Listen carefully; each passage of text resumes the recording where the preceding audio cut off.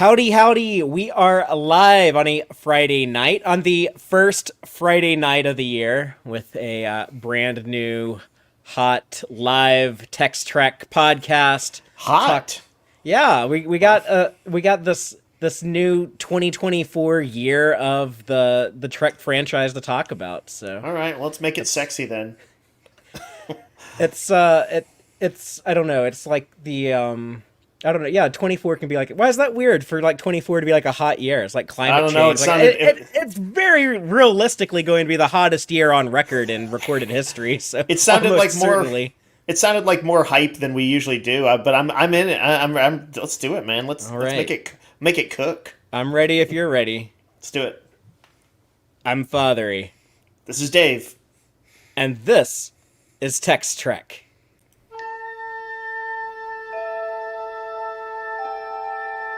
Engage.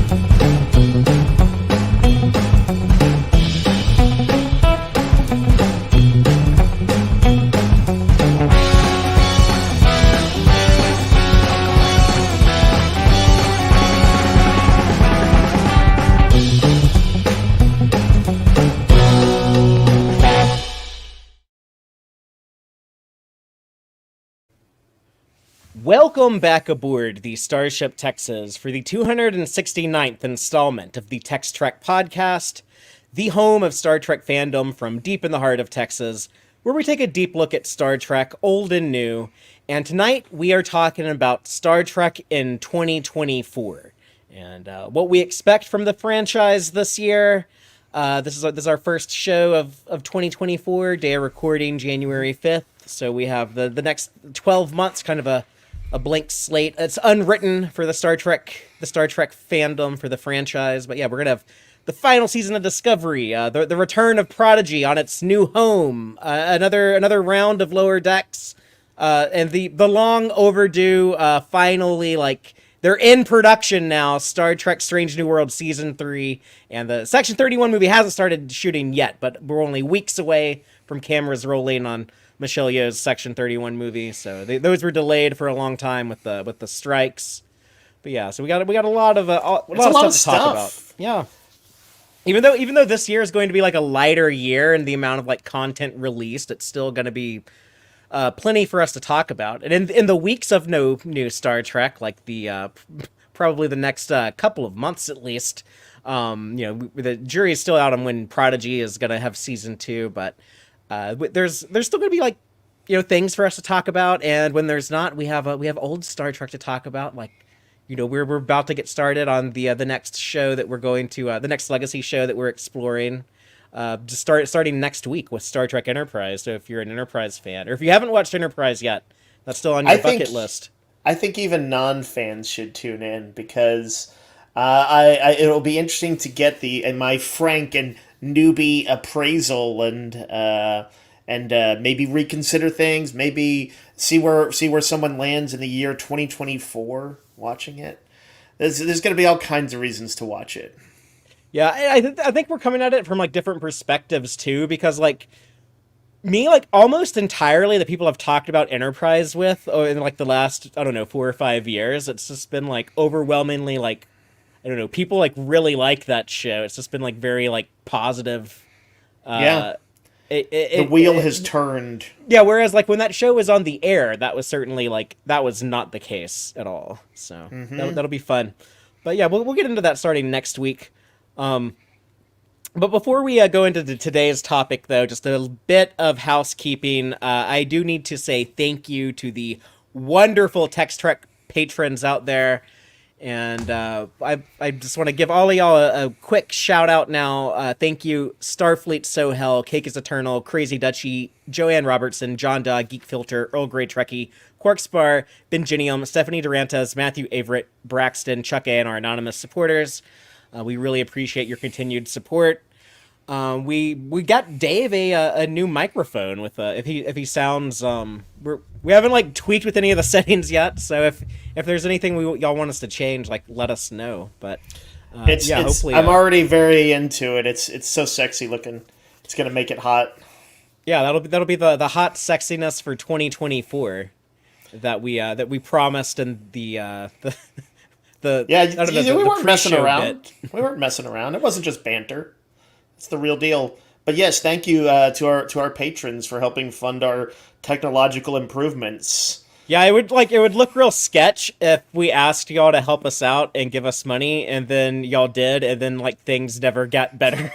so hopefully people see and hear the improvements as we're able to roll them out. But please thank a patron. Or blame them if you don't like our stuff. Or become one. Yeah, or yeah, you become one, and then you can gain the We'll the only make it influence. cooler. We'll only make it cooler. You can also gain access to our monthly Patreon watch parties. We have one coming up on. It's actually going to be January 20th. I might have announced January 12th previously to some of. I hadn't I think done it on anything official, but I might have mentioned that to some people individually. But I am asking that like we actually have that on January 20th because January 12th or 13th. Yeah, 13th. That's the Saturday. That's going to be the day of John Billingsley's annual Trek Talks, where the Trek geeks they do that. Our friends over there, Aaron Harvey and Drawn to Trek as part of their network. But they on the Trek Geeks channel, there's actually going to be a day long. They call it a streaming telethon. It's kind of like that Jerry Lewis style thing for like Jerry's Kids back in the day. But this is for the Hollywood Food Coalition. They're gonna have like panels. It's a virtual convention basically, and hopefully people tune in and watch that. You can call in and donate money, and they like some of the panels they're gonna have. There's a Tuvix panel, which I think is like really exciting. They're gonna have like the writer of that episode and the actor who played Tuvix and Tim Russ are all gonna be there. That is jumping into some hot water there, but I'm sure they're gonna handle it well. But I think that's actually really cool. Yeah, so it starts I think like noon on the East Coast. There, I think everyone on there is probably in like the LA area, so it's like 10 in the morning for them.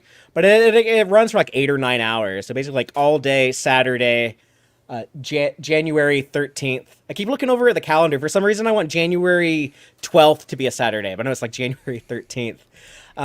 So folks, check that out, and then if you are able to help us out in the Patreon, you can come in as little as $2 a month. That'll get you into the watch party we're doing on January 20th. That's one of our patrons, Robbie. It's his birthday month this month, and if you come in at a certain tier, you can pick what we watch on your birthday. And he's not being very selective. He's not. I think he's not sure if he's going to be able to make it to the watch party with work. We might try to like see what time. We might do it like a little later than normal because I'd like Robbie to be there if he'd like to be. But yeah, we're gonna do a DS9 episode and a Strange New Worlds episode. So I don't know which one. I think we might just pick things at random. Just like, hey, those are two good shows. Let's just roll the dice. That sounds exciting to me. Those shows have good track records. But yeah, he said, oh, I don't care, Fatheree, whatever people want to watch. Let's do a Strange New Worlds or a DS9. And I'm just like, hey, I'm just gonna just randomly pick both. What's the Strange New Worlds where they lose their memory? Memento Mori. Yeah, let's do that and give us all pain. I don't think it's that. I mean, I think it's a meh episode, but I don't think it's bad. No. There's only what, 2, 3? There's 3 Strange New Worlds episodes I said I dislike. Yeah. I always remember that for no, not slightly... Memento Mori. Memento Mori is the Gorn submarine episode. It's the Among the Lotus Eaters. You can't do that, Dave. You can't like ask me a question and I say like the total like wrong fucking answer, and then we just like keep talking and just like not go back and correct ourselves. People are gonna be like, these guys don't know what they're even talking about. But no, what I always remember is that was a very fun episode to talk about. I think we had a good episode on it, even though it was a slightly meh one. We found plenty to discuss. Trek, as usual, prompts good conversation.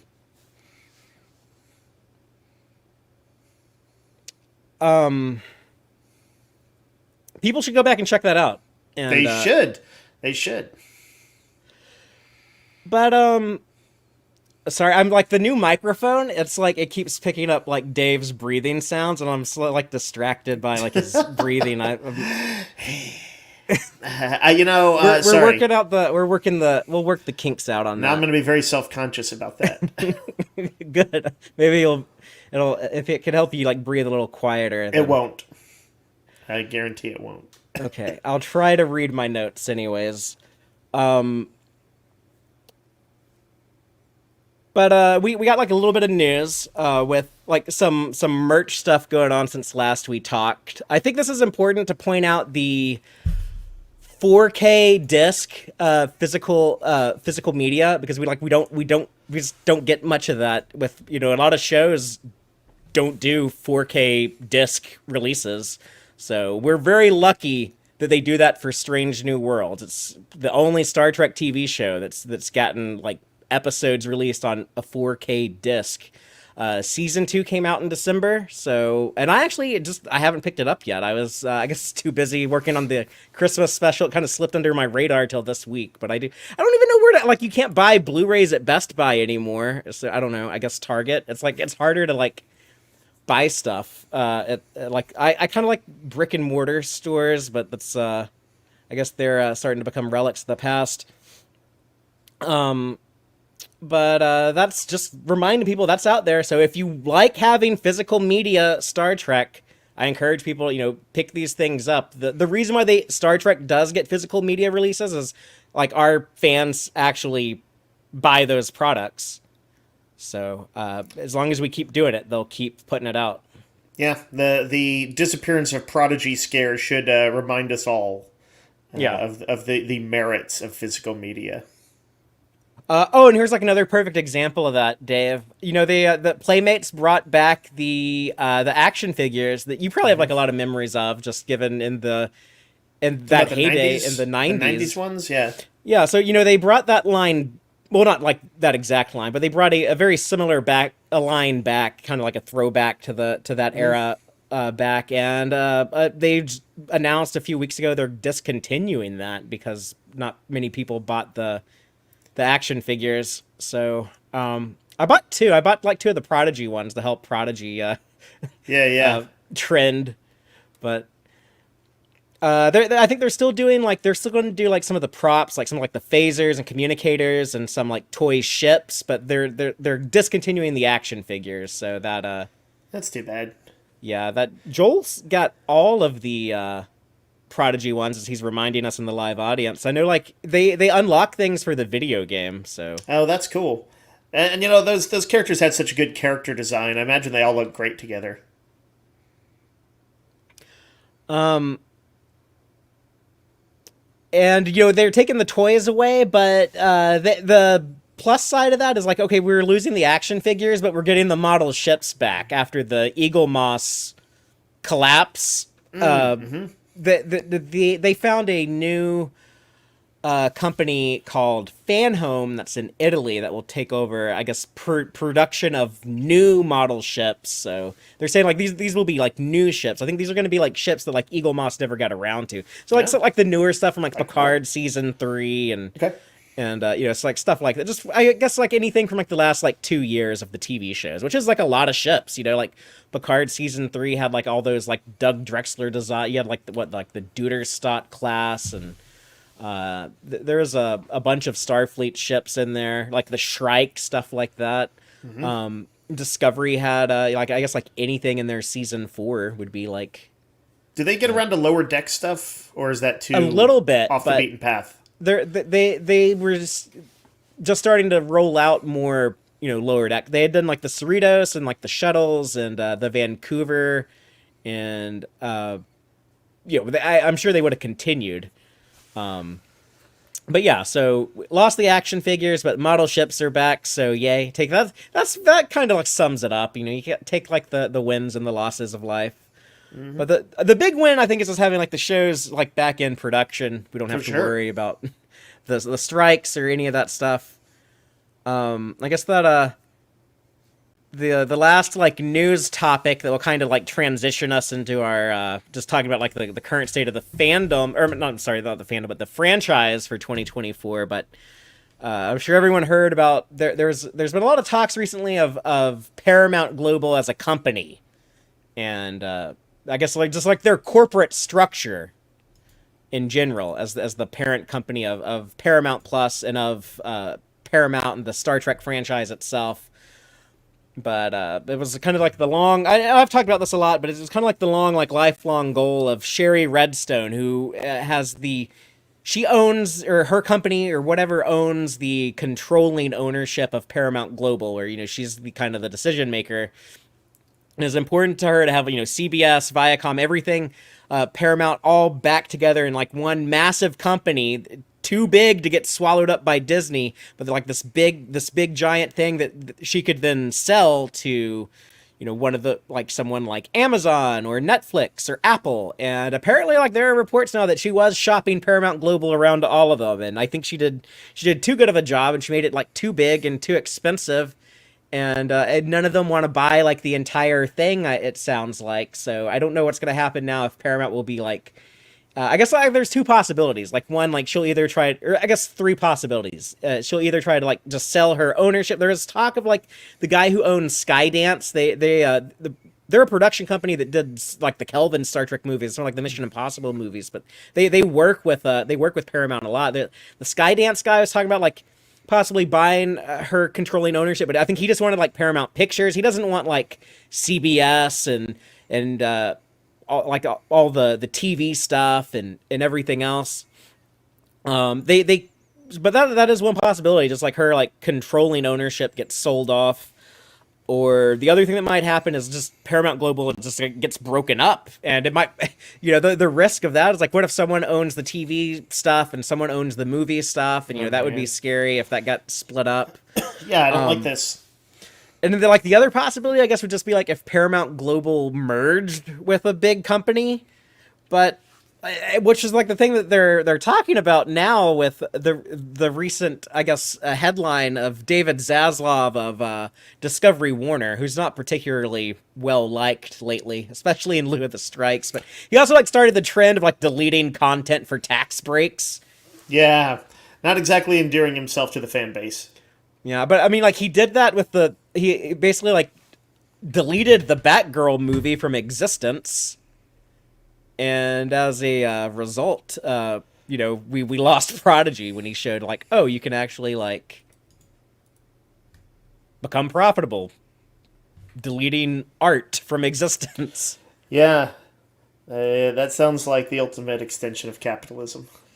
So I think people would, I mean, rightfully so, be concerned if Paramount Global got merged into Discovery Warner. I think that would be it would not be like a great scenario, but it's pretty far from happening. It's just like all they said was like, oh, there's like they might be talking about doing that, but it would be like a big like legal fiasco. It would be like, oh, would they be a monopoly? Like you would have a lot of like Washington involvement.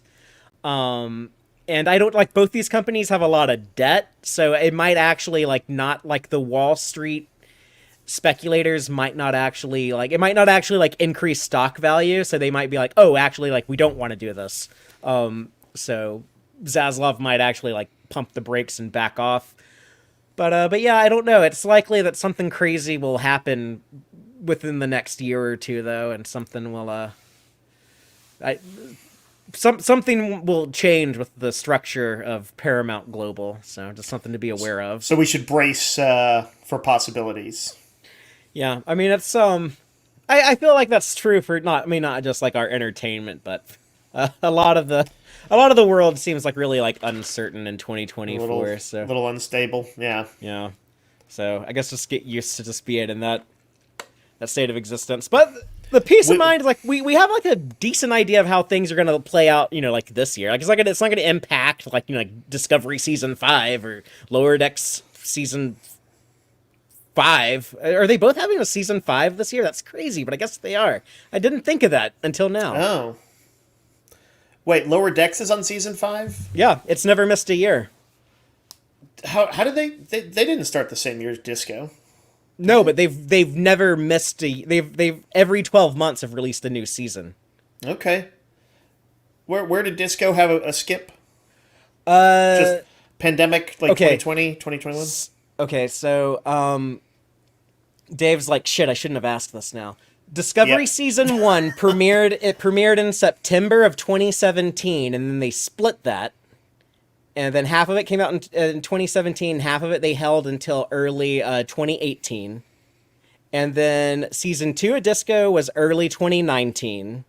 And then season 3 of Disco was late 2020, the same year that Lower Decks premiered. So that year we got like season 1 of Lower Decks and season 3 of Discovery. And then the year after that was 2021, and we had season 2 of Lower Decks, and then season 4 of Discovery came out. It was split. We got like half of it that year, and then the other half we got in 2022, which is when we got Lower Decks season 3, and then last year in 2023 we had no Discovery, but we had Lower Decks season 4. And so then this year we'll get both season 5 of Discovery and season 5 of Lower Decks. It's like a convergence of the stars. It must mean something. I don't know what. It means one show gets a season out every 12 months, and the other one's not quite as fast. So the faster one caught up eventually. But there might actually be a delay in season 5 of Lower Decks, because they're still like they were late like recording the actor dialogue, like they weren't doing like the voice actor recording until the actors came off of, even though like the animation wasn't struck work. I think it was like more of like a solidarity thing. A lot of actors were just trying to avoid work for struck companies, and so it's I think we'll still get Lower Decks season 5 this year, but we'll talk more about that when we get to Lower Decks. I think it just might be a little later than usual. But yeah, it is possible that like Paramount Plus might go away in the next couple of years, and Star Trek might have like all of it might have like a new streaming home somewhere, or Paramount Plus might be merged with Max or something in a couple of years, or who knows, or it could be with Peacock. But like how could see, that's like another thing, is like Comcast wouldn't be able to merge with Paramount Global, because you can't own NBC and CBS both. That would be like that would be like super illegal. Like the what do you call it? The FEC wouldn't allow that. Or the FCC. One of I don't know, one of those government agencies. FCC, but yeah, yeah. So Fatheree, like Discovery, we could end up 1,000 years in the future. We're not quite sure what the next season of Star Trek will bring. Well, I mean, like, we're pretty good for like I'm just saying, like, in a year's time, future years, yeah, like, right. We'll have something. We'll have some stability for now. Yeah, whatever, like the corporate realignment or whatever that happens within, I don't know, like the next 18 months or whenever, like something will happen, and then like another 2 or 3 years from now, we'll have like the fallout of it. And I see PE in the live comments is asking about the Section 31 movie. He's asking if that'll be released this year, and I think that's also a possibility. We'll talk about like 31 in just a second. Before that, Dave, let's go through like the 5, I guess, franchise items we're going to talk about tonight. Yeah, the big guns. So we got Strange New Worlds, Section 31 movie, Prodigy, Discovery, and that new Academy show. So let's just start off with Strange New Worlds. We're both fans. We're both fans of this one. Yeah. For me, it's the best. So, as people probably recall, there was it was supposed to go into production back in the spring of last year. It did not. Strikes happened. it was delayed, and then after Thanksgiving, they actually got cameras rolling for a little bit before Christmas. They did like a couple weeks of shooting in December, and then they shut down for Christmas break. And then I just saw on social media today they said they're going to resume production on Monday. So that's good. They're cooking up a season up in Toronto where it's terrible winter weather, so I don't think they're going to be on any locations. I think that AR wall is going to be heavily used in season 3, but that's okay. They've had plenty of time to write these episodes and animate some cool graphics in the AR wall, so I'm sure it'll look cool. Anson Mount got a babysitter so he can indulge a little bit more on the show. I was starting to get tired of people talking about like Anson Mount's baby. Just like, good God, this is not the first time someone with a job had a kid. It's like, okay, they took a little time off and then went back to work. Like it happens like all the time, y'all. Like chill out. Easy, Fatheree. Easy. I'm not that guy. I know.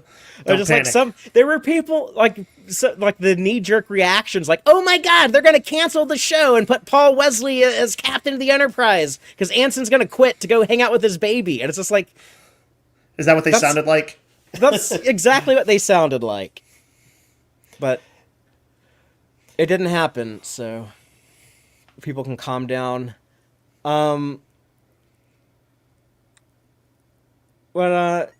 Yeah, I don't know. We got the Section 31 movie also shooting. Well, not yet. It's gonna start in the 29th. So what is that? 1, 2, 3, like three weeks. But Section 31, I think it will come out this year. They're gonna be done shooting it in March. I think they're looking at like 7 weeks of production, and then you'll have like it's only gonna be like a 2-hour movie, right? So even with like it's like a movie, they're gonna put like a little bit like extra effort and stuff. I think like okay, give them like 3-4 months of post. That's all you need. So I think we could get the Section 31 movie by the end of the year. I think it could be like a fall or winter release. It seems like it'd make a certain amount. Like Michelle Yeoh's going to be riding high on her Oscar win for a while, but it seems like the quicker you can strike while the iron's hot, the better. So it seems like it would be smart for them to get it out this year if they could. Yeah. And I'm sure she's going to be in a bunch of stuff I see like Netflix heavily promoting something they're doing with her, but yeah, she's kind of in she has the privilege of kind of being able to like, she's doing whatever she wants to do right now. And I guess if you wanted the Section 31 movie, then you're in luck that, she wanted to do more Star Trek. So that's what she's coming back for. Jill is asking in the live audience, is it a TV movie or theaters? And it's going to be like a made-for-streaming movie. Although they could do like I don't know, like a Fathom release thing or something. They've done that with some of their episodes before. Like they did that with some Picard episodes, even like some Lower Decks stuff. So. And PE is saying the Section 31 movie will technically be the first new Star Trek movie since Star Trek Beyond. Kind of wild to think about it. And yeah, we're currently living in the largest gap between Star Trek movies since they made the first Star Trek movie in 1979. Star Trek Beyond came out, 8 years ago now? Wow, that's wild. Yeah. So we've never had an 8-year gap. Before that, the biggest gap was like 4 years? Or no, I guess like between Nemesis and 09. And that was, it was 7 years. So yeah. Right? Because that was 02 to 09. Sounds right. Yeah. So we're in a bigger gap now between movies. But it's not like we feel like we're lacking for Trek content. No, not at all. And I'm fine with put it on streaming. Like if it's like a movie that like needs to be in the theater, if it like benefits from that big screen and if it's like if you have like actors or like visual effects that you wouldn't be able to do unless you had like the big that massive budget, which I think Star Trek rarely needs any massive budget. So I think just put it on streaming. Let me save me a trip to the theater. Let me just watch it at home. I'd love to see it in the theater, honestly, but I have a feeling I mean, Trek broadly for me it's better on TV. That's what it's made for. Even when they release a movie, I think it's suitable to maybe better suited for TV. And then they, if it's not a theatrical production, they don't have to think about it in that sort of way. They don't. Hopefully, the writing takes front seat, and effects and spectacle take a little bit of a back seat. Although, I know there's going to be badass action in it and stuff like that too. Yeah, Michelle Yeoh has described it as Guardians of the Galaxy meets Mission Impossible, which I don't really want that for a Section 31 story. Like, I want Section 31 to be the bad guys. I don't want them to be like fun Guardians of the Galaxy, Mission Impossible stuff. But I mean, to be honest, and it would, I think it'd be, if it's not that, I think it's smart for her not to reveal that, because I think you want some surprises. And that would be a really cool thing to be like, oh shit, they are revealing that they're doing some shady shit. And I think that would really make it stand out. Like, we've seen stuff that's like Guardians. There's the Dungeons and Dragons movie that came out last year, or in the last year, was really very good and clearly took a lot from Guardians. Like, it's structured exactly like that ragtag group of misfits. Yeah, streaming now on Paramount Plus with Showtime, or it was. There you go.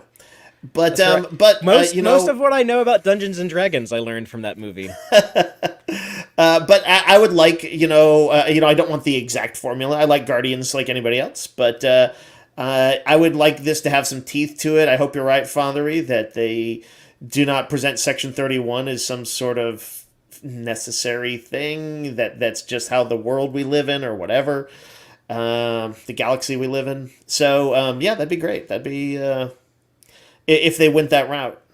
Dave, you mentioned something interesting though. You were talking about keeping a lid on things, or like there might be like surprises or something, and that this is interesting to me. This movie starts shooting in 3 weeks. Who else is cast in this besides Michelle Yeoh? This is an actual, like, I don't know how rhetorical you're being, but like, we don't really know, right? No, we don't know. Like, Shazad Latif had talked about some stuff like years ago, like, oh yeah, they're going to use me in Section 31, and then he's on like some other show now. Like, I don't know, like, he hasn't talked about Star Trek in a long time. I don't think he's anywhere to be seen in this. Maybe he might pop up in it, but I am wondering, is there like a big surprise in the casting, either like another big actor who like really wanted to work with Michelle Yeoh, which is very possible. And Paramount Plus, they're putting like Harrison Ford and Sylvester Stallone and a bunch of big names on their streaming service, so we know like they will find the cash for big names. That's clearly important to them. Paramount Plus will do that, but they're either doing that, or I think they're bringing back a legacy character. Maybe someone with ties to Section 31. Like, I don't know, Malcolm Reed, Bashir, Garrick, who the hell knows? It could be anybody. I'm just talking out my ass. I don't have anything to like base that on, but it's just odd to me that they haven't said anything about the casting. It's some bold speculation, Fatheree. I like it. I like the ideas. But maybe it's just like, oh, we don't know how we're going to promote this because there's a strike and blah blah blah blah blah, and we're just not going to say anything for now. So that could also be going on. Who knows? Right. Could just be purely pragmatic reasons, but honestly, I think it'd be a legacy character like Malcolm Reed would be a good fit for it. It would be a chance to kind of elevate him a little bit, and remind people of the connective tissue of Star Trek. Bashir would be Bashir would be great. I'd honestly be more scared of him because I think they did great work with him, where I think Reed didn't have the best of work from what I've seen, and so I'm like almost nervous. I'm like, don't fuck up Bashir, man. Don't screw up what DS9 all their work. So that would be my concern. Whereas I think with they did Malcolm, it could kind of like only go up, only be better. Just in our live audience, Rachel is saying, "God, if Bashir comes back, I will cry." And for people who don't know, I believe I'm correct in saying that is her favorite character. Oh, that's right. I see Benjenium mentioning that Siddig is a pretty hot property. They should include him. I actually don't know what he's done other than like Game of Thrones. And You he know, was in the last many he was years. Ra's al Ghul in Gotham, but I never watched any of that. But I always thought that was awesome casting. I was like, oh yeah, put Siddig in as Ra's Yeah, al that's Ghul. that's pretty cool. Give him a What chance to do a little villainous turn. like if you're born Malcolm McDowell's racially ambiguous nephew and you happen to like follow his footsteps and go into acting, I feel like you're built for Ra's al Ghul. I feel like For sure. I feel like he was born for that role, you know? Yeah. Absolutely. Because he was basically like yeah, Ra's al Ghul. He should be like he should have like that Malcolm McDowell gravitas, but without the whiteness. But yeah, I would be I guess open to them doing. I don't feel as I guess protective of that type of stuff because I don't think it would. I can't really imagine like something they would do that would like fuck it up or that would like mess up that stuff for me. What if Father they portrayed him as just living that spy life that he dreamed of, but there was no moral ambiguity, and he's just like having a Mission Impossible romp with these guys and just loving every minute of it? That sounds terrible. I mean, I don't know. I have a hard time kind of picturing that. I guess I'd have to see it. And honestly, I don't think that they would do that. You know, But I could see him if he's like if he's like he kind of throws himself into like instead of he's like become like a soldier instead of a doctor, but he's like he's kind of accepted it. You know, I was already annoyed enough that Seven of Nine became this, you know, ranger type person. I didn't really like that. And I liked that too. I liked the Fenris. I'm kind of sad we didn't see more Fenris Ranger. I want people 7. to escape violence in Star Trek. Well, she ended up captain of the Enterprise, so it worked out. That's a place that I like her better. I'll say that. I'd be down with that.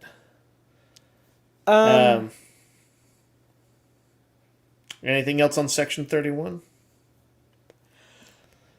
No, but the interesting thing we were talking a second ago about like Discovery, how when they did like split seasons before, that's something they might do with Strange New Worlds just to get something else out sooner. So they're going to be shooting until May. Like the earliest possible, you got to figure like they'll need like at least like 6 months of post production. So the earliest we would see anything would be like very, very late in the year, like November, December. However, they might split the season and give us like 5 episodes at the end of the year, and then have a Christmas, take it off, have Christmas break from Star Trek, come back and then early in the year do like another 5 episodes of Strange New Worlds. I think something like that might happen. Maybe they'll split it around the Section 31 movie. Maybe we'll get 5 Strange New Worlds episodes, take a break, Section 31 Christmas. It'll be a fun time. Guardians of the Galaxy meets Mission Impossible, baby. then Happy New Year. We come back and get 5 episodes of Strange New World. Something like that might happen. Sure. But yeah, it's basically like they're shooting all this stuff now, and we'll see it in about a year. Yeah. I wonder, when we'll start getting like trailers and things for that, or if they'll be kind of tight-lipped about it. Yeah. San Diego Comic-Con for sure. I think we'll probably have trailers for Section 31 and Strange New World. So at least like in 6 months, but probably like much sooner than that. I think they'll probably show us something. Maybe they haven't really done much for First Contact Day last couple of years, but maybe they'll do something for First Contact Day in April, or maybe like a lot of times they just like release trailers like by themselves. Like, hey, here's a trailer. Here's a little press release for all the press sites to copy paste. Enjoy.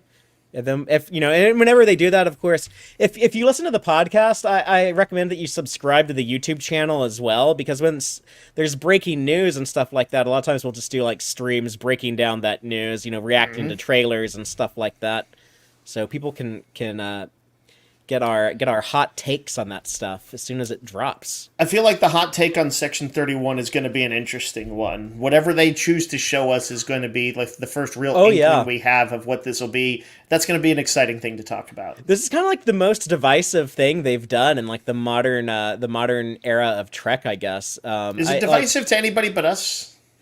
Within the fandom, yeah, Okay. like to like the general audience, it probably won't really matter. But yeah, for like because a lot of fans are like concerned with, have a lot of concerns with Section 31, and I think Section 31 is a great thing to have. It's just like a story generating thing in the Star Trek universe. I think it's a great way to explore some of like the Roddenberry values and stuff. It's like, oh yeah, what if there's like this bad guy, but he's like on your side, and he wants to accomplish the same objectives you do, but he's gonna do it in very questionable ways. I think, yeah, like that's a perfect thing to have in Star Trek. Yeah, there are great opportunities, and yet there is the risk that they could go towards more something that's just more. What's even the word I'm looking for? Well, they can Just use just entertainment, just kind of escapist, I guess. my least favorite thing in all of Star Trek of 2023 was in Star Trek Picard when Worf says, Section 31 is a critical division of Starfleet. Like I hate that. Like yeah, I don't want Section 31 to be like a cool thing that's like on the side of the good guys. I want it to be like, as I described a second ago, as this Right. antagonistic force. Or is it antagonistic? It's aligned with your goals, so it's technically like, from a very literal sense, it's in alignment with the protagonist, so therefore it can't be an antagonist. But it's also, it was like doing like this evil stuff that like you don't like. That's a perfect moral quandary for Star Trek to play around with. I see Brian Dewart in the comments was surprised that there were people against the Section 31 movie, and we've talked about this in past episodes.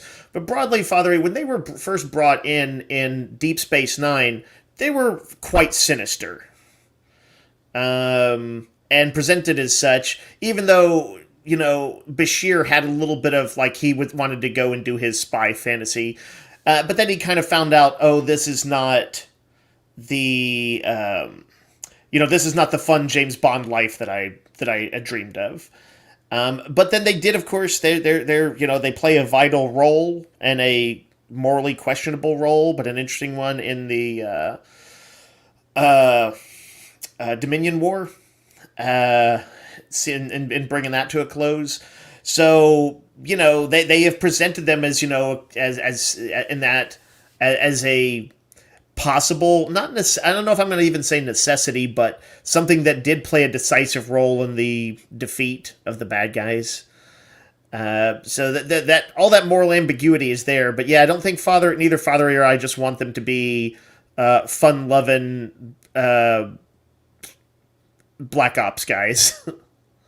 Yeah, I don't there to be like a defense of like, okay, well sometimes you need the CIA to go like rig this election and assassinate these people in this other country just so you can have like your good happy society over here. I don't really like that as like a message, especially Yeah. for Star Trek.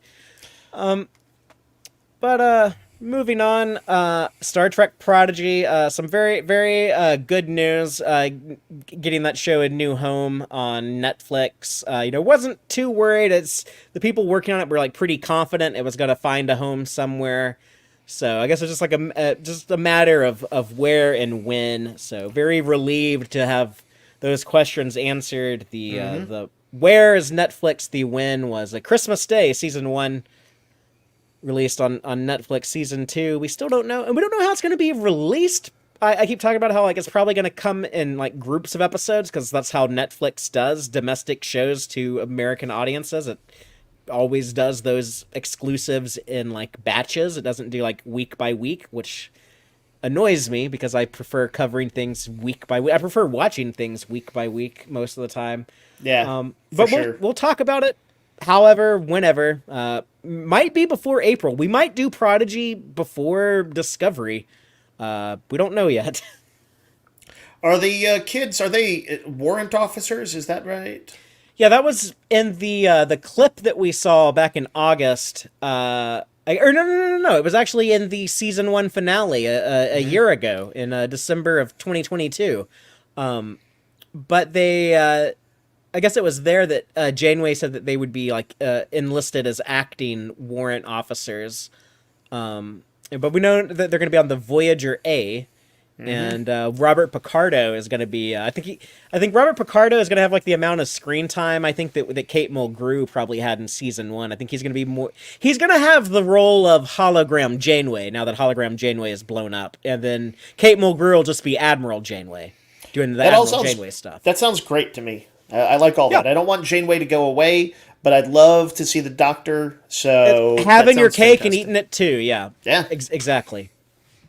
And it's a good thing to like shake things up, like that's something like if you watch like Buffy, that was like they did like a bunch of seasons in the high school, and then like they blew up their high school, and then they had like they're in like the magic shop for a little bit, and then like they blew that up, and it's like like the show would like change its like status quo. And I feel like Prodigy has like in 20 episodes we took them from like, oh, they're like in Tars Lamora, oh, they got their ship, they're on the Protostar, and then like they blew up the Protostar, and like they're at the Academy, and oh, now they're going to the Voyager. And it's like I love that. I love that like the show is willing to like change. So we talk about like Discovery going from the 23rd to 32nd century was like pretty game changing, but it's starting to occur to me that Prodigy actually is. I mean, like they don't have like a reset button. It's like they just have a go forward button. I like that. And I would say just for me personally, it feels a little bit more organic in Prodigy. Whereas it felt a little bit in Disco like they were kind of like, what thing can we do to kind of goose the energy of this season? Not sort of what's the logical progression of for these characters. Totally. Even though I do like the far-flung future launch thing, but yeah, no, we can talk about that a bit more in a second when we get to it. Yeah, I feel like Discovery kind of like found its home in there. I don't know, like what else do you have on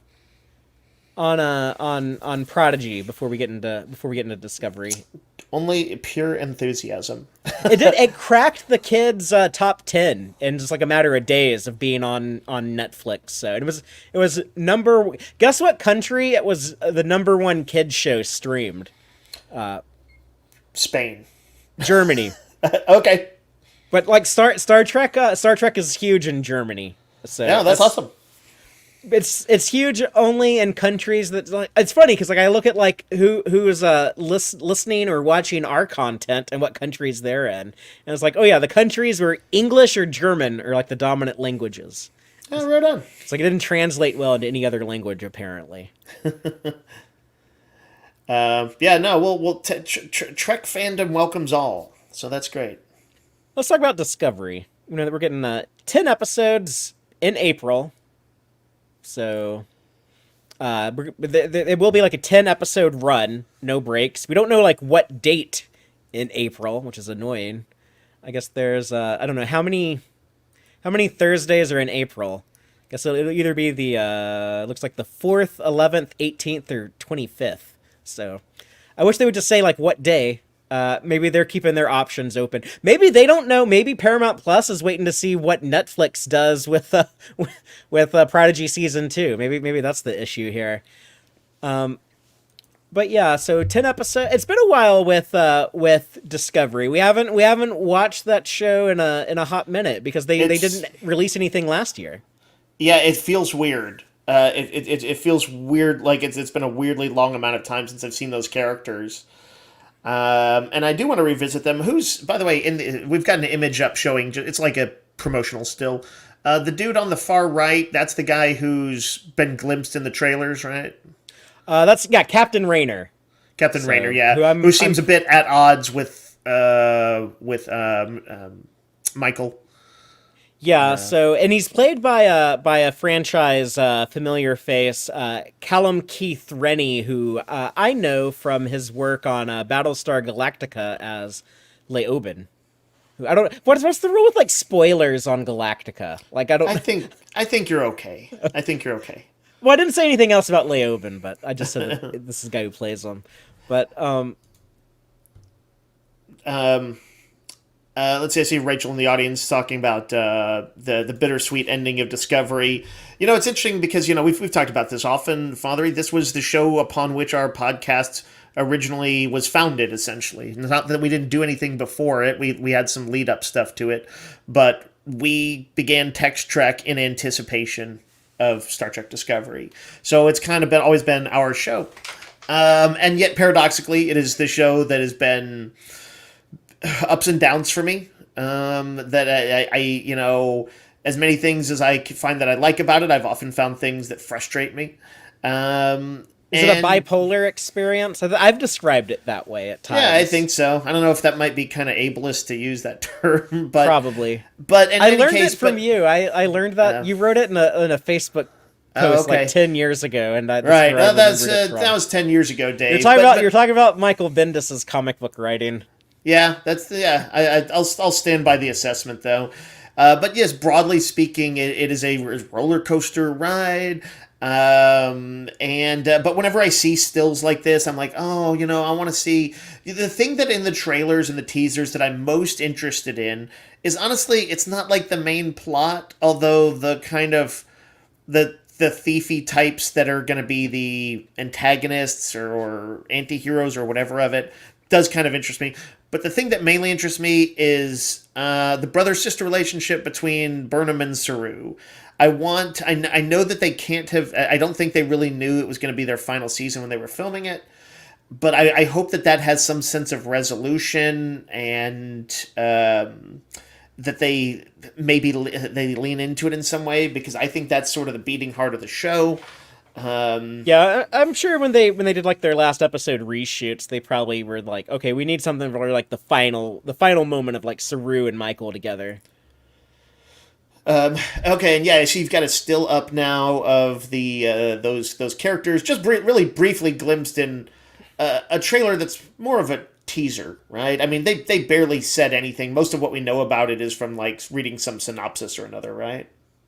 You're talking about Maul and La'ak, who yes, they've been described as like the Bonnie and Clyde duo. They are former couriers, like Book. Or like Michael was too for that year when she was doing her own thing with Book. But yeah, we don't know too much else about them. They're in the trailer, and then they're in one of the clips. There were two clips that were released. I guess we should talk about like that. They also put out a new clip in December at in Brazil at the CCXP, which is a convention I've never heard of before. But I guess that's a big thing in Sao Paulo. But they were used that as an opportunity to promote Discovery, and that's when they actually announced the April premiere date or premiere window. It's not even a date, the window.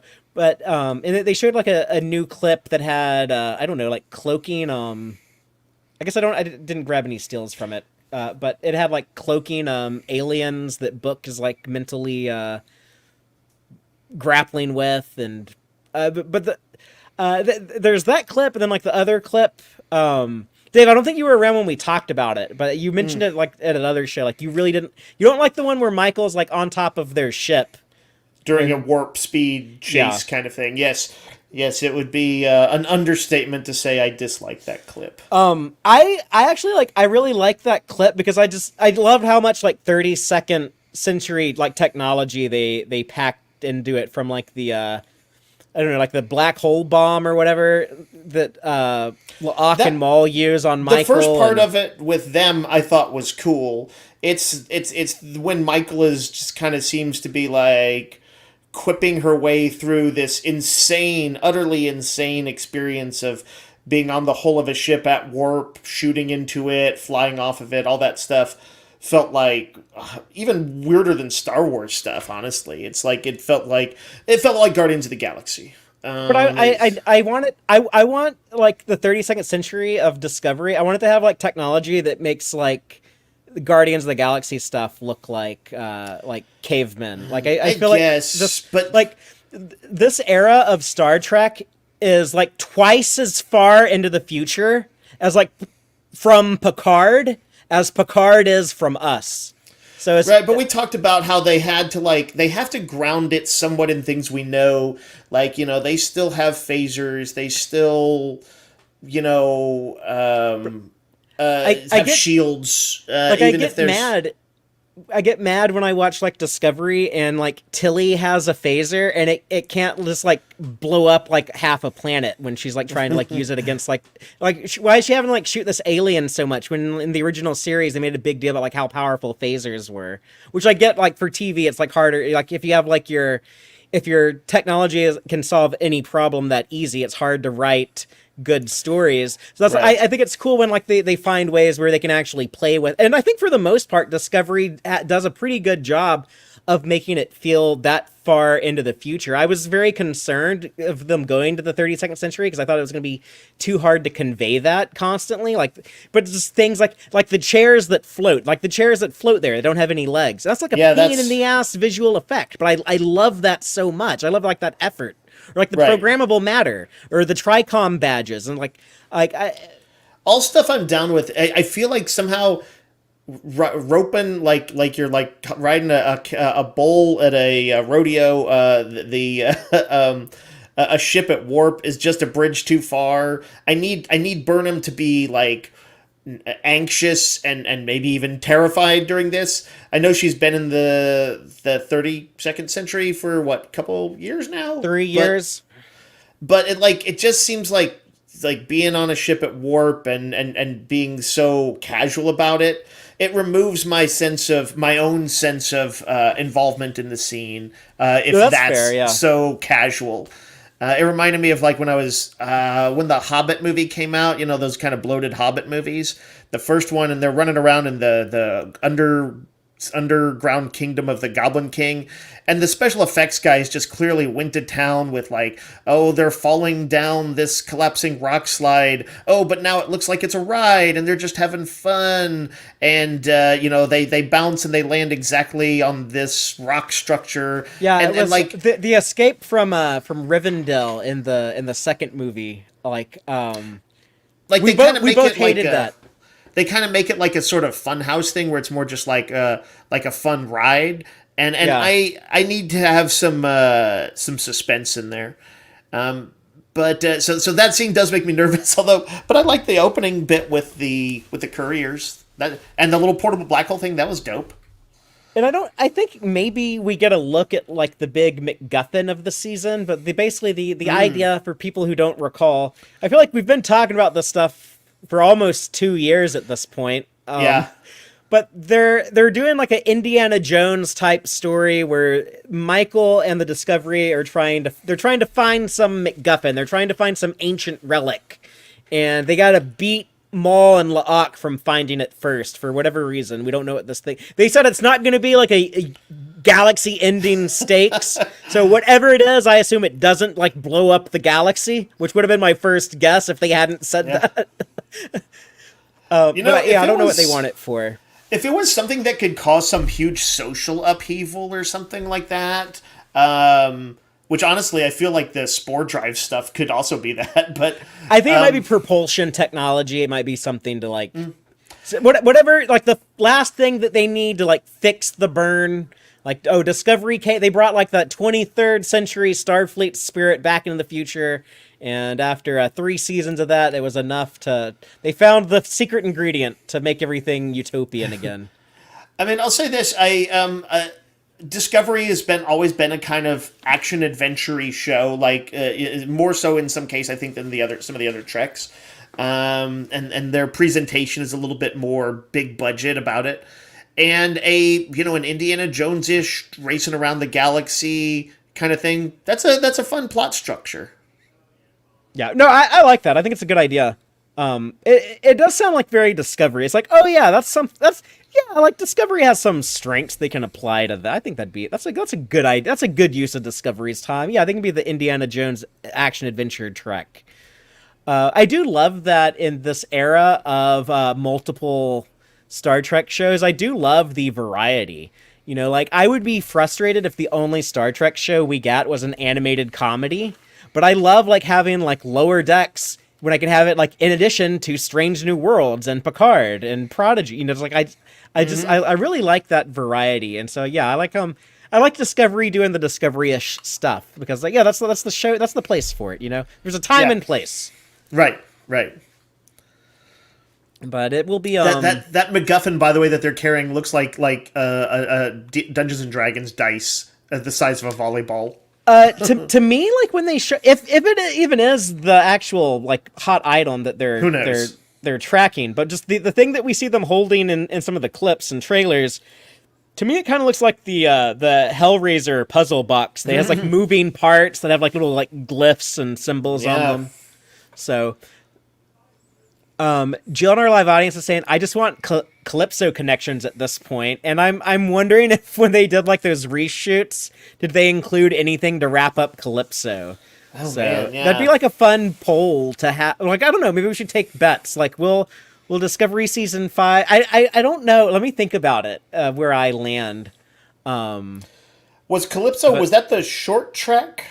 Yeah, that was the short track that introduced Zora in that whole Right. thing with the Discovery computer. Right.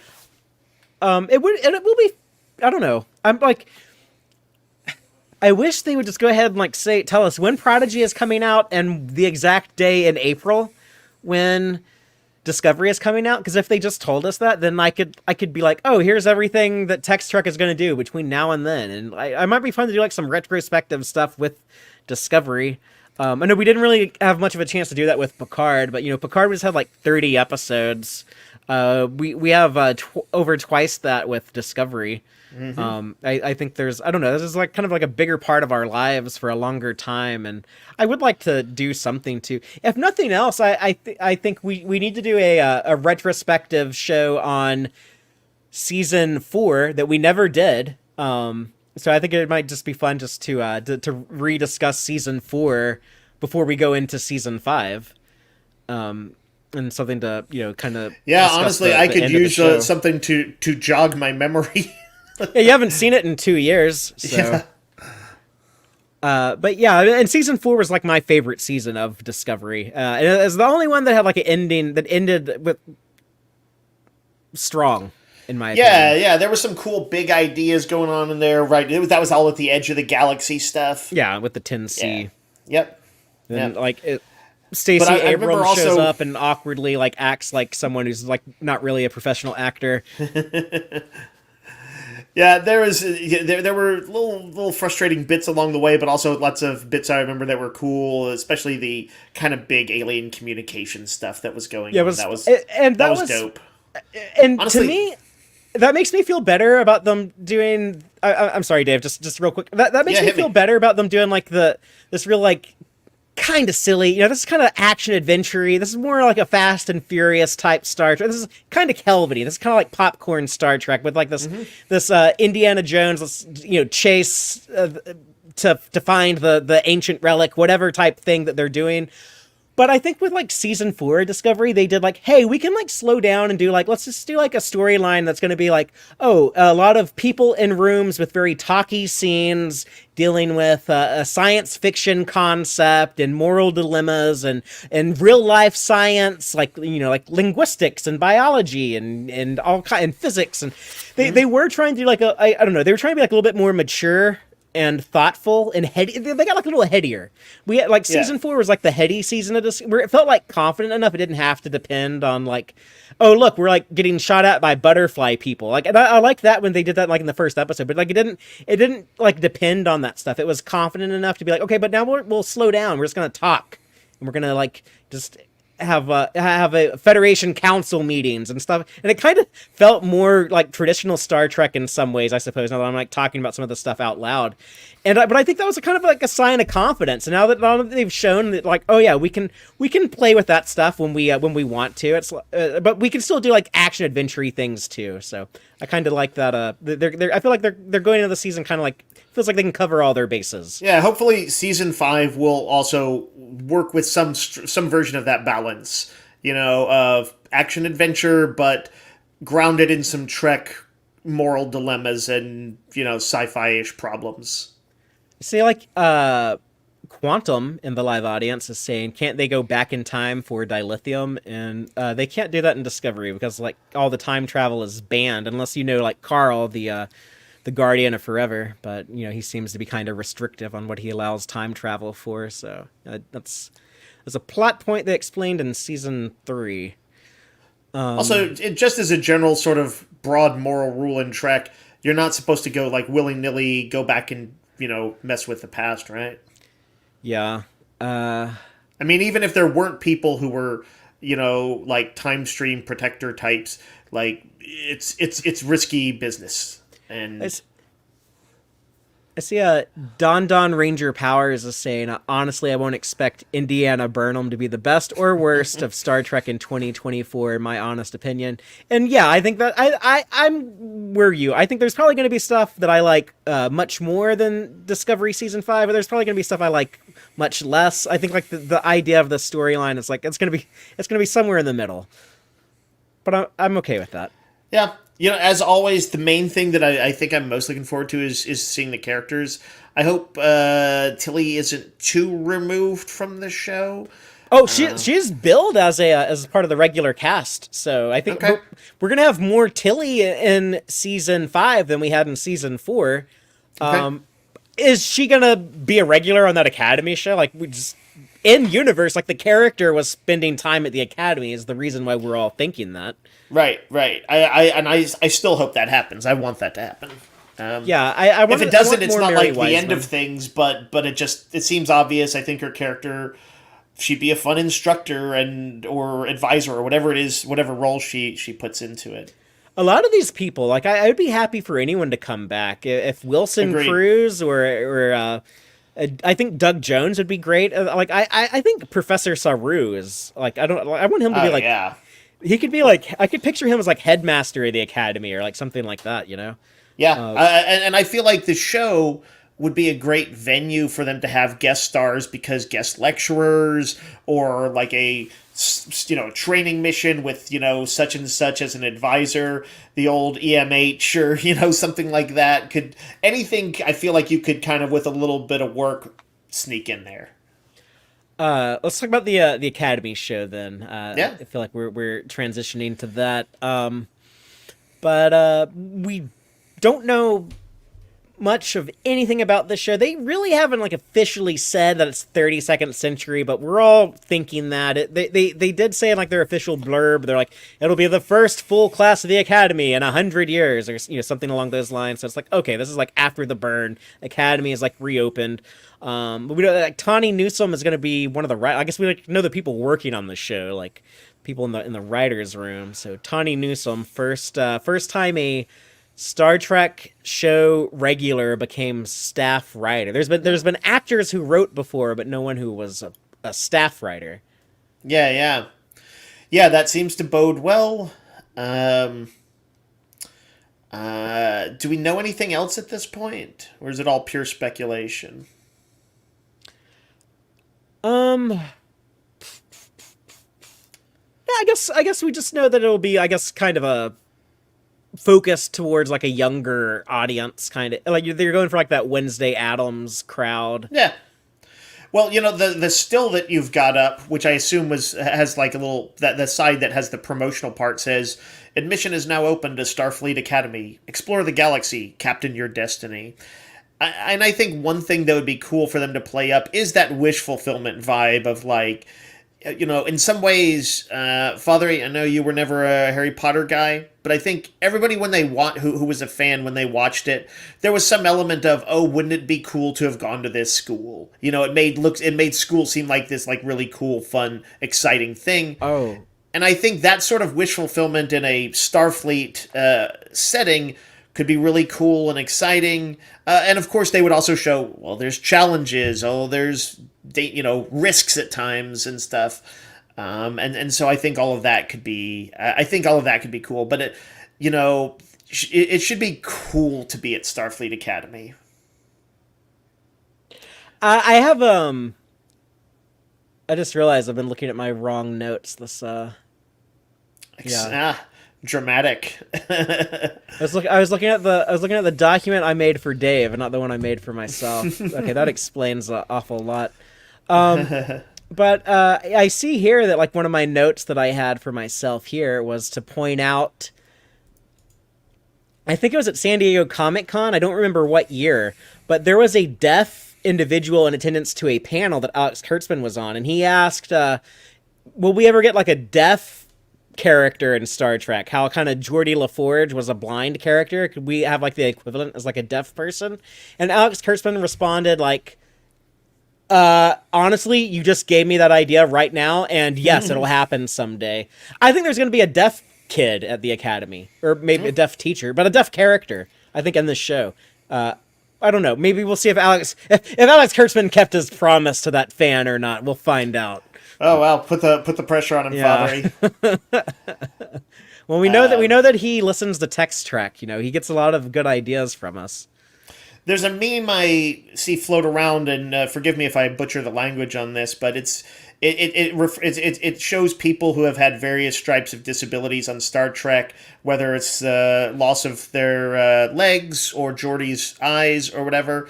And it said, it's probably pulling a quote from Roddenberry or one of the other producers. The idea being that, in Trek's future, it's not that they've eliminated disabilities, it's that disabilities are accommodated without question or judgment.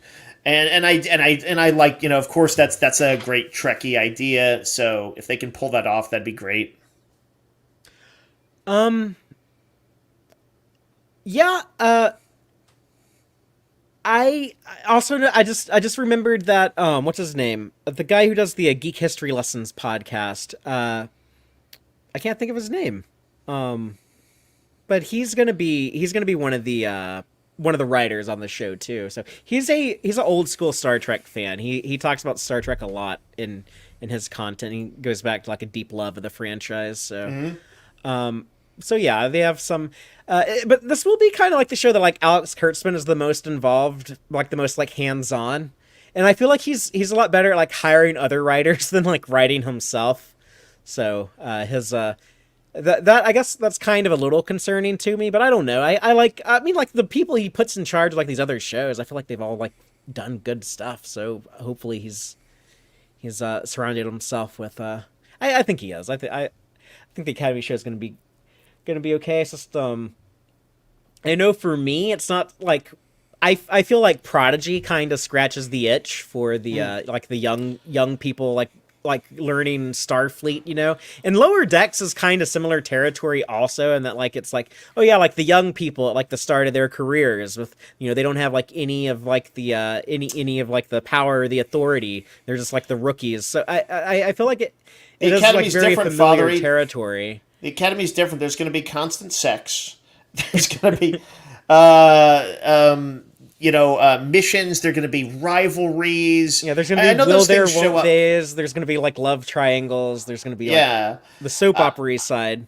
Yeah, and I think it was honestly those other ones are still ship-based ones, and I think this being I don't know where is the Academy on Earth still. Probably. I mean, like they moved their Federation headquarters back to Earth at the end of season 4, so it is 32nd century. I think we're gonna get like an Earth-based Academy again. I think that'll be like the thing. Like, oh look, the Academy is back on Earth for the first time ever. Look at like all these new sets we just built in Toronto. They're representing the new Academy. Wasn't Earth supposed to be kind of effed up though? Environmentally whacked? No, they were kind of like politically they had become like these weird isolationists in season 3, where they were kind of it's very much like they built walls around themselves. It was kind of factionalized. Yeah, it's like Earth, make Earth great again type. Honestly, a space station academy would also be cool, but I think Earth would do a good bit to ground everybody and ground the audience, so that they could have 32nd century craziness going on and all that tech, which they want a new audience too, and so they don't want the audience to just be in way over their head, and programmable matter is going to be pretty wild for some people. So I think an Earth-based thing does make sense. I think that'd be the smart play. Yeah. But yeah, it's another one of those where, I'd love to, basically, I want to hear more about it and what their intent is, see that first trailer or just hear some more information. But it's this, I suppose in a lot of ways, this is the one that I have the most hopes for, but also, concerns that it could go wrong. It could be, it might just not live up to what I think it could do.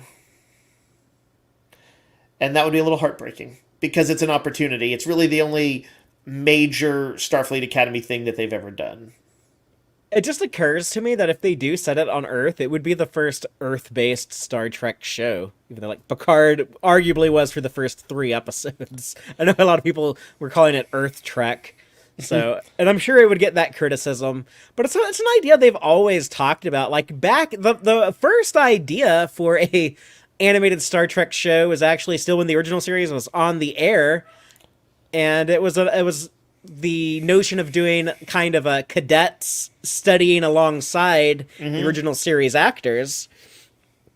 And they I know, like, in the 80s when they were talking about, like, let's do Star Trek TV again, the idea got floated around then. I know, like, in the 90s it was always rumored as a possible spin-off. What if they did like an Academy show? So I don't know, I guess it was like always kind of inevitable. It was like one of those like obvious ideas.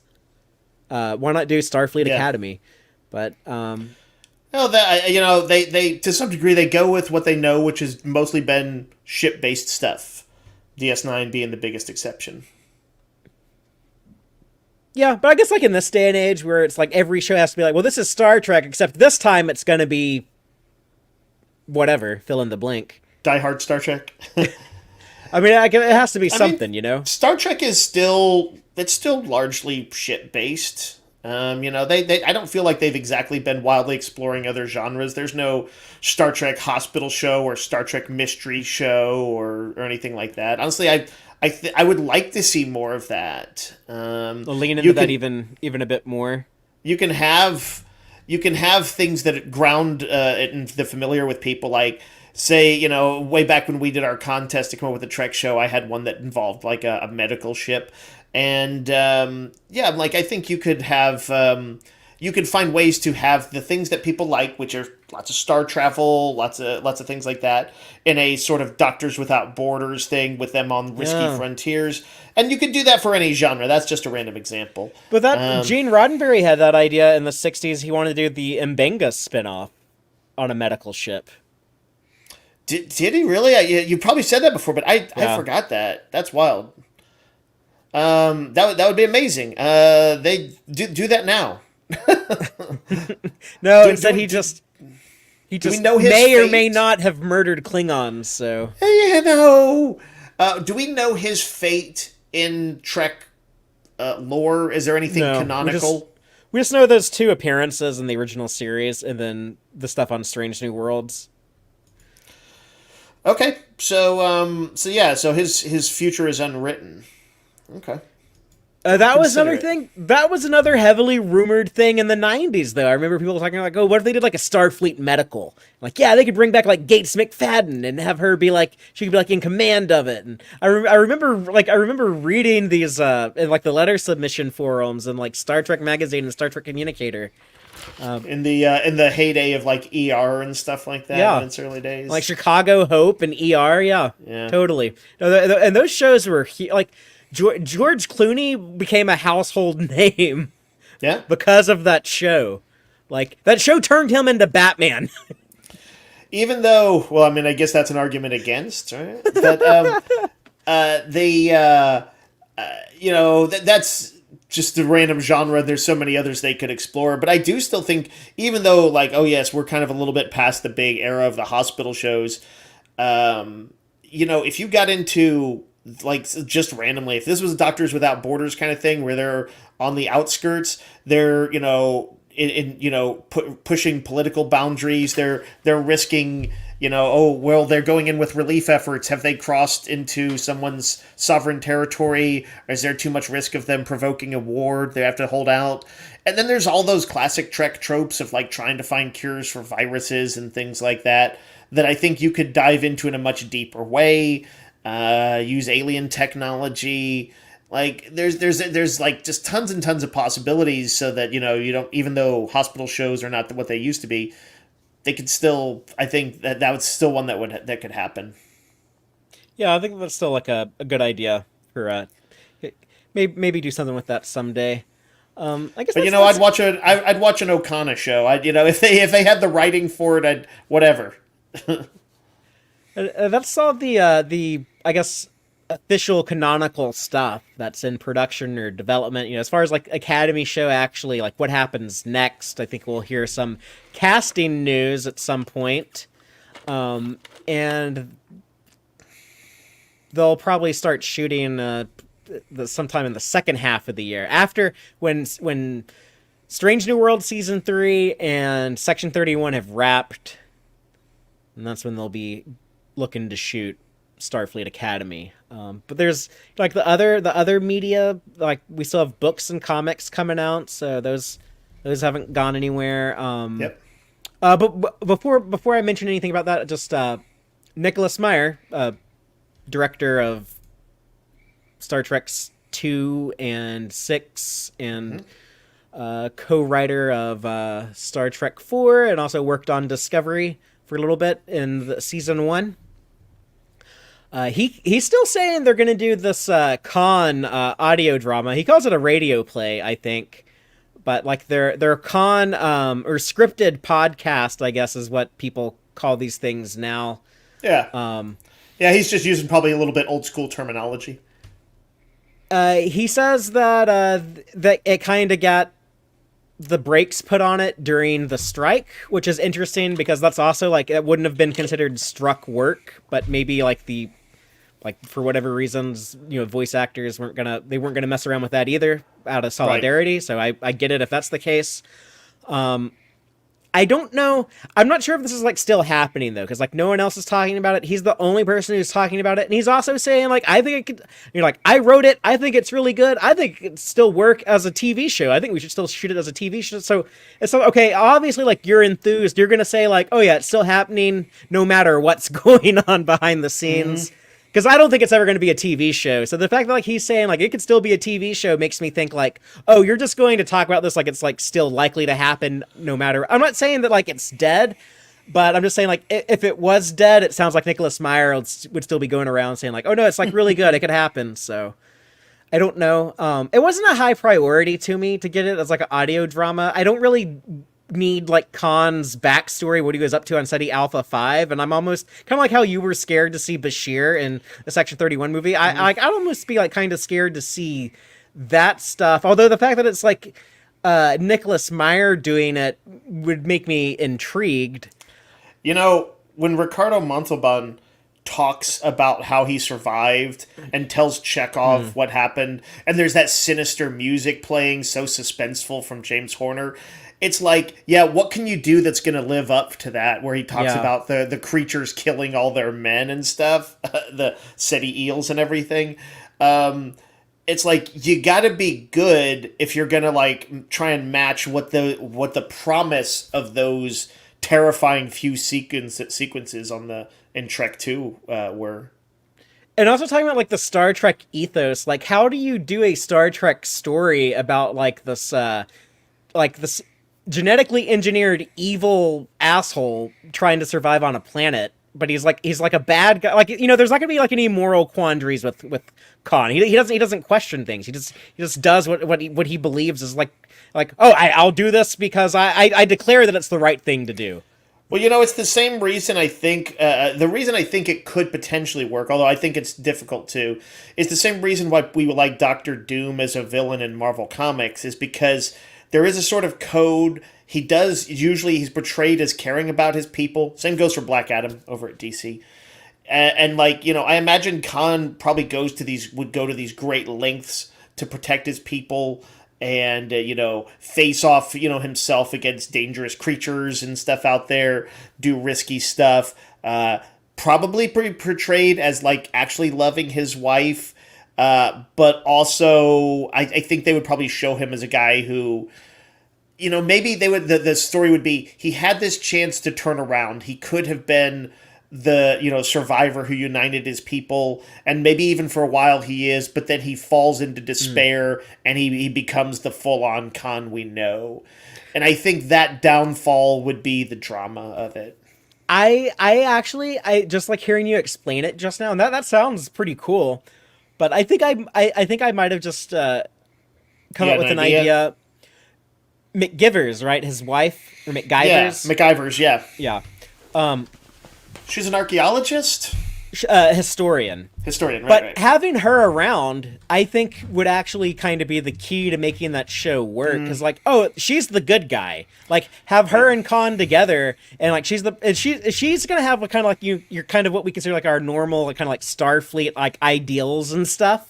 And so you just keep her around for like she can be kind of like the audience, kind of like the heart and soul of the show, and then you just have her tragic death at the end, and like you turn Khan into like the even more evil deranged guy he is in the Wrath of Khan, and you get like a fun like dramatic payoff. You know, it's climactic, and it also like conveniently lines up with what we know in canon. So yeah, so there would be ways to do it. Do we really care? Like, are we really missing out if we don't listen to this on Spotify someday or on Paramount Plus? I guess as like a podcast within the streaming service or however they distribute it. I don't think it'll be like a huge loss. But I am curious, and doing it like in this format. I think you're more likely to cast Khan with someone who can pull it off. If like you only have to worry about the voice. I think it might be a bit of an easier sell in some ways. And it would also be easier to dismiss if no one likes it, It's true. But like I've listened to enough fiction podcasts. I don't listen to them too often, but the audio play style that I've heard some that I would consider great. And so I know that there is at least that, even though it's a relatively new medium, that there is the capacity for greatness in there. Here's hoping. Joel in the live audience is also pointing out Star Trek Ship Historian is a show we need too. So, to give the doctors a show, and then you got to give the historians a show. I see how it works. Jill's pointing out Xenohistorian might be better, and then you don't have just like the Earth history. Xenohistorian. I don't think that's been a thing, and I guess like the history of aliens. That'd be cool. But what I was saying, like the books and the comics have been really fun. I'm behind. I'm like 6 months behind on everything, but they have, I think, 3 ongoings now. They have their main ongoing comic series with Cisco. They have the Defiant ongoing series where it's like Worf and Spock commanding the Defiant, doing like weird Black Ops stuff with Ro, and that's a ton of fun. Father, are you getting behind on the Black Ops stuff now? Yeah. They found a balance you can work with. They did. Yeah, they're not part of like a government agency, so they're but they're doing like those 2, and then the Picard's Academy, I guess, is also an ongoing series. I have if it's like limited to a certain number of issues. No one's mentioned it yet. So I was under the impression it was, but now I'm suddenly not sure. They have some other miniseries coming out. They have the Sons of Star Trek miniseries coming in February. They're doing that Lower Decks. It's like a choose your own adventure, but it's called Warp Your Own Way for legal reasons. Oh, that's fun. Yeah, that'll be out in the fall. Yeah, we got to do that, Father. We got to do it on air and let people in the comments suggest. Do we take this? Do we fire phasers, or do we try and negotiate? Yeah. We can do it as like a live stream. People can super chat what they want us to do. Yeah. Maybe we'll do something with that. Yeah, we'll purchase it from Rogues Gallery Comics and Games in Round That sounds Rock, like a Texas. cool place. Maybe everybody should check that place out. Except that we don't do mail orders, but otherwise you just move to Round Rock. If you're passing through, yeah. Yeah, or if you just want to go ahead and move there, we'll hang out. Right there on I-35, easy to get to, lots of parking. It's true, actually. Behind the Whataburger. Yep. that makes it sound like super Texan-y, but it actually is. It is. That's where we are. But yeah, the IDW stuff's been very fun, and then in addition to that, with the books, I guess like the 3 dudes that are writing a lot of the books in recent years, David Mack and Greg Cox and Dayton Ward. They all got a book coming out. David Mack is doing a Star Trek Picard book focused on 7 of 9 called Firewall. I think it's like her backstory when like the Academy Starfleet wouldn't let her in and stuff like that. Seems like a good era to check in on. There's going to be Pliable Truths by Dayton Ward. It's kind of like a Deep Space Nine prequel. It's like takes place like during like the time of the Next Generation though, and it involves a lot of like Bajor and Cardassia and Ro is a big part of it. I feel like the word pliable isn't one that I would throw in a title personally, but the actual premise sounds pretty good. Yeah, no, it does. That sounds really neat. And that's coming out in May. And then the Greg Cox one, this is going to be like original series movie era, but I think it also has stuff in like the original series era. And it also has stuff in modern times in 2024. But the book is called Lost to Eternity. And part of it is like, in 2024, there's a true crime podcast that's investigating this disappearance of like, hey, there's this marine biologist lady who mysteriously like disappeared from San Francisco in 1986. Are they really going to encountering these weird so yeah, like that's part of the book, and then but then it has stuff like with like Kirk and Spock like in the future. Also. But does it have her in it? Like, is she involved? I think so. Yeah, I think we'll have her in like the 23rd century. Like we'll see like what she's doing when she goes back to the future. I just saw some meme floating around that was like, kind of I think to the tune of Star Trek, needs to tell her story and show that. That actually sounds really cool to me. I like that, and I even like. It's a little gimmicky to have it, a portion of it set in our present, but it's actually a perfect fit for a true crime podcast sort of hook where people would be diving into that, and they'd be like, oh yeah, she was spotted hanging around with some weird characters shortly before her disappearance. One who called himself an admiral. Was he an escaped mental patient? What was going on? Yeah. I will almost dive into this one. I almost wish they were doing this as a actual pod, like do this as like a parody podcast, as like a mockumentary podcast. Yeah. I think that would have been like the cooler idea than doing this as a book. But I don't want to shit talk the book. I mean, I haven't read it, so maybe the book is awesome. People I imagine can buy it in July and find out for themselves. I imagine they'll use it as a framing device, and I guess I've got money that says that the podcasters will eventually have some an encounter or something like that where they will maybe meet somebody time traveling or something like that, and they will get confirmation and be like, shit, we know the answers, but now we can't reveal them, and something like that. Yeah, the same like time cop who the one who got shot by the Romulan in Toronto and gave La'an the time travel. Like before he got shot by a Romulan in Toronto, he went and shut down this podcast in 2024. But this is a big year for Star Trek. We're going to have like terrorist bombings in Toronto. We're going to have the Bell riots in San Francisco this year. The Irish reunification is going to happen. And then I'm not sure which one happens first, but World War III and the American Civil War are both supposed to be popping off. So yeah. So like, right. That lines up a little like too well with like right when Iran and the U.S. want to like launch missiles, and also like literally the only president who might be as divisive as Abraham Lincoln is either gonna go to prison or not go to prison this year. Either way might result in riots. So yeah, it's scary times. It's a big year, 2024. If it would be nice to know that we really had warp drive and meeting the Vulcans and all that stuff on the other side of it, but hopefully we can we'll make it to Montana. Is that going to be like the slogan for like the coming decades? It's like we just gotta hang in there till Bozeman. Maybe personally, I should adopt that as like a. Yeah, Fatheree, or get some T-shirts printed up. Hold out for Bozeman or something like that. That's what I'm trying. Like if I'm trying to survive to be a 80-year-old man there in my wheelchair waiting on the Vulcans. April 5th, 2063.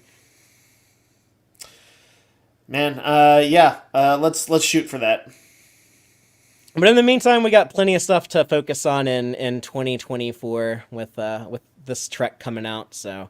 It's an interesting year, not the volume that we've had in some of the years past, but still, when you lay it all out like this on the table and look at it, it's like, oh wow, like it's like you said at the beginning of the show, Dave, like that's still a lot. So, it's a lot, yeah.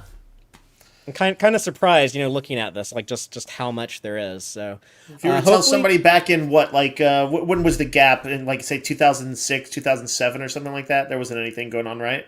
right, yeah, that would have been like when it started. Enterprise went off in '05. Yeah. If you were to go back and tell them, oh yeah, we've got like 5 shows or movies coming out this year, active comics, active books, active video games, all this stuff, they'd be like, get the fuck out. Yeah, and we have like some conventions going on, so I'm not going to be at the Star Trek San Francisco con that's in March, but there's like a lot of cool guests. I just saw today, I think, was it Robert Picardo and Sirach Lofton were announced to be it, but Creation is doing it, who does like the Vegas con, so I encourage people to check that out if the guests look cool to you. I hope that it's a big hit and they do it again, because I might go next year. I might do that in 2024, or 2025. Y'all go to it this year and tell me how it is. If I need to come to it next year, and I'll be at Vegas in August. I'll be on the cruise in like 7 weeks. I still haven't like booked my flight to Florida, so I should probably get on that. Yeah, so I'll be around if people want to see me in person. I'll be at I'll be in Vegas and I'll be on the cruise. Please say hi to me.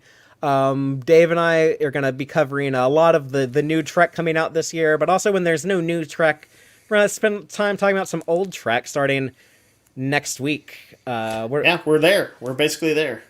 So we're going to be covering Enterprise Season 1 starting next week.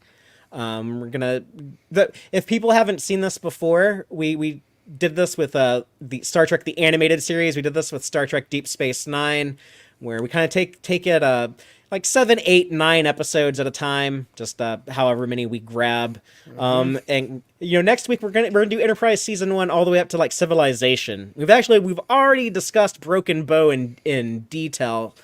Dave says he has like some more thoughts. I'm gonna have like some additional things to say, but I listened to our convo on Broken Bow a few days ago, and the original one, from what, 5-ish years ago? Yeah, from 6? Right before the premiere of Discovery. Like I'd forgotten that. Wow. We barely covered all of the original premieres before Discovery's premiere. But that'll be fun to revisit that show. It's been interesting to me just kind of like rewatching these episodes and taking notes on them. Like I had watched Enterprise several times, but this is the first time I'm like watching it, like taking notes. Mm-hmm. And I'm like really like putting myself back in like that headspace I was. To me, this is like going back to high school. I was in high school when Enterprise premiered wild. In 2001. So.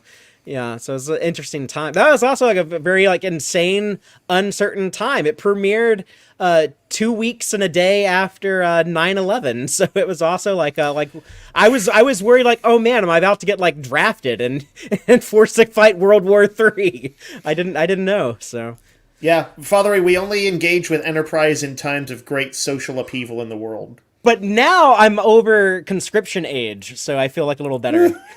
Woo! I'm very much looking forward to it. I think I'm going to get to some Jeffrey Combs stuff in that first batch, right? Yeah. So we're going to have the Andorian incident. You see a lot of firsts in these first 8 or 9 episodes. You see like the first away mission, the first time, I guess, the first Star Trek, ship on ship combat.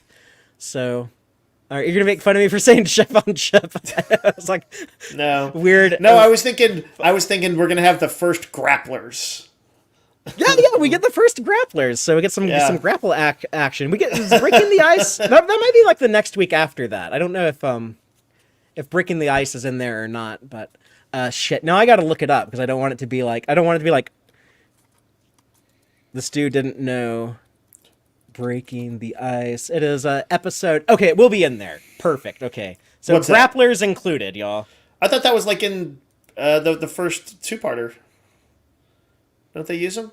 Oh yeah, they have the grapplers there too. Yeah, but they had to do like some more grappler action. Okay, cool. So. I'm just gonna like be knee deep in it. With like these Vulcans watching them, like look at these dumbasses. They don't even have tractor beams. But... yeah, basically they've got harpoon guns. Great. If people want to check that out, then or if people want to watch along with us, then watch up until Civilization. That's season 1, episode 9. Yeah, I think, and they should, and because I think this is going to make for fun discussion. How does it come to me in the year of 2024? Again, thank you, patrons who make the weekly live show possible. It really means a lot to us. We appreciate it, and hope everyone is going to have a great week and come back and talk about Star Trek Enterprise with us. Until then, as always, live long and prosper, y'all. Listen to the Tex-Trek podcast through Apple Podcasts, Google Podcasts, Spotify, or at tex-trek.com. Like us on Facebook at facebook.com/tex-trek, and follow Fatheree on Twitter at txtrek. Please support us by liking our videos and subscribing to our channel on YouTube. Thank you and take care.